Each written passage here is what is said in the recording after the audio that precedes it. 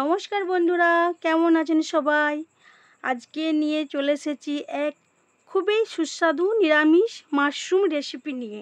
সেই জন্য নিয়ে নিয়েছি 200 গ্রাম মাশরুম। প্রথমে মাশরুমগুলোকে ছোট ছোট পিস পিস করে কেটে নিয়ে ভালো করে ধুয়ে পরিষ্কার করে নেব। আমাদের সব মাশরুম কেটে ভালো করে ধোয়া হয়ে গেছে। এরপর আমরা নিয়ে নিয়েছি 2 চামচ সর্ষে, 1 চামচ গোটা জিরে। এগুলোকে ভালো করে বেটে নেব। এরপর গ্যাসে কড়াই বসিয়ে কেটে রাখা মাশরুমগুলো দিয়ে দেব।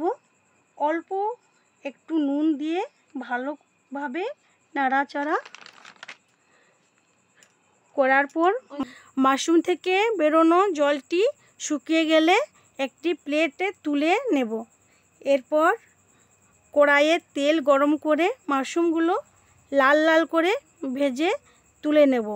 এরপর মাশরুম ভাজার অবশিষ্ট তেলটাতে গোটা শুকনো লঙ্কা ফোড়ন দিয়ে তাতে জিরে বাটা দিয়ে সর্ষে বাটা, 1 চামচ হলুদ গুঁড়ো, 1 চামচ লঙ্কা গুঁড়ো দিয়ে জল দিয়ে ভালোভাবে কষিয়ে নিয়ে মাশরুমগুলো দিয়ে নাড়াচাড়া করে আবার একবার কষিয়ে নেব।